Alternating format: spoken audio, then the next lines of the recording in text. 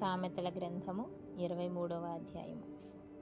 నువ్వు ఏలికతో భోజనము చేయ కూర్చుండిన ఎడల నీవెవరి సమక్షముననున్నావో బాగుగా యోచించుము. నువ్వు తిండిపోతువైన ఎడల నీ గొంతుకకు కత్తి పెట్టుకొనుము. అతని రుచిగల పదార్థములను ఆశింపకము, అవి మోసపుచ్చు ఆహారములో. ఐశ్వర్యము పొంద ప్రయాసపడకము, నీకు అట్టి అభిప్రాయం కలిగినను దాన్ని విడిచిపెట్టుము. నీవు దాని మీద దృష్టి నిలిపిన తోడనే అది లేకపోవును. నిశ్చయముగా అది రెక్కలు ధరించి ఎగిరిపోవును. పక్షిరాజు ఆకాశమునకు ఎగిరిపోవునట్లు అది ఎగిరిపోవును. ఎదుటివాని మేలు ఓర్చలేని వానితో కలిసి భోజనము చేయకుము. వాని రుచిగల పదార్థములను ఆశింపకము. అట్టివాడు తన ఆంతర్యములో లెక్కలు చూచుకొనివాడు. తినుము త్రాగుము అని అతడు నీతో చెప్పునే గాని అది హృదయములో నుండి వచ్చు మాట కాదు. నీవు తినిన దానిని కక్కివేయుదువు. నీవు పలికిన ఇంపైన మాటలు వ్యర్థములగును. బుద్ధిహీనుడు వినగా మాట్లాడకము, అట్టివాడు నీ మాటలలోని జ్ఞానమును తృణీకరించును. పురాతనమైన పులిమేర రాతిని తీసివేయకము. తల్లిదండ్రులు లేని వారి పొలములోనికి నీవు చొరబడకూడదు. వారి విమోచకుడు బలవంతుడు, ఆయన వారి పక్షమున నీతో వ్యాజ్యమాడును. ఉపదేశము మీద మనస్సు నుంచుము, తెలివిగల మాటలకు చెవియొగ్గుము. నీ బాలురను శిక్షించుట మానుకొనకుము. బెత్తముతో వాణ్ణి కొట్టిన ఎడల వాడు చావకుండును.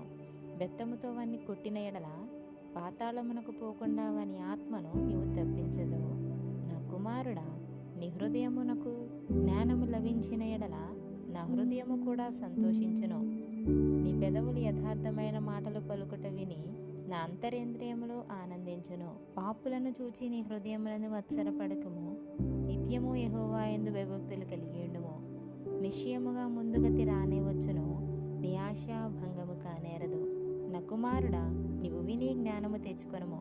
హృదయమును యథార్థమైన త్రోవలందు చక్కగా నడిపించుకొనుము. ద్రాక్షరసము త్రాగువారితోనైనను మాంసము హెచ్చుగా తినువారితోనైనను సహవాసము చేయకుము.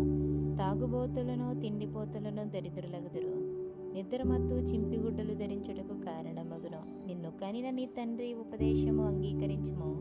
నీ తల్లి ముదిమియందు ఆమెను నిర్లక్ష్యము చేయకుము. సత్యమును అమ్మివేయక దాన్ని కొనియుంచుకొనుము.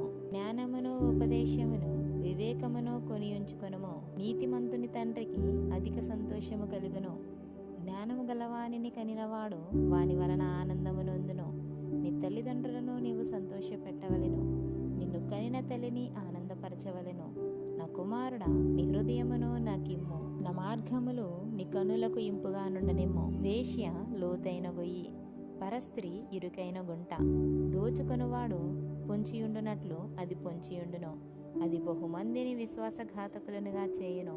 ఎవరికి శ్రమ, ఎవరికి దుఃఖము, ఎవరికి జగడములు, ఎవరికి చింత, ఎవరికి హేతువు లేని గాయములు, ఎవరికి మందదృష్టి.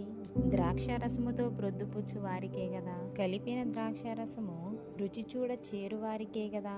ద్రాక్షారసము మిక్కిలి ఎర్రబడగను, గిన్నెలో తలతలలాడుచుండగను, త్రాగుటకు రుచిగా నుండగను. దాని వైపు చూడకుము. పిమ్మట అది సర్పము వలె కరుచును, కట్లపాము వలె కాటువేయును. విపరీతమైనవి నీ కనులకు కనబడును. నీవు వెర్రి మాటలు పలుకుదువు. నీవు నడి సముద్రమును పండుకొను వాని వలె నుందువు. ఓడకొయ్య చివరను పండుకొను వాని వలె నుందువు. నన్ను కుట్టినను నాకు నొప్పి కలగలేదు, నా మీద దెబ్బలు పడినను నాకు తెలియలేదు. నేనెప్పుడు నిద్ర మేల్కొందును, మరలా దాన్ని వెదకుదును అని నీవు అనుకొందువు.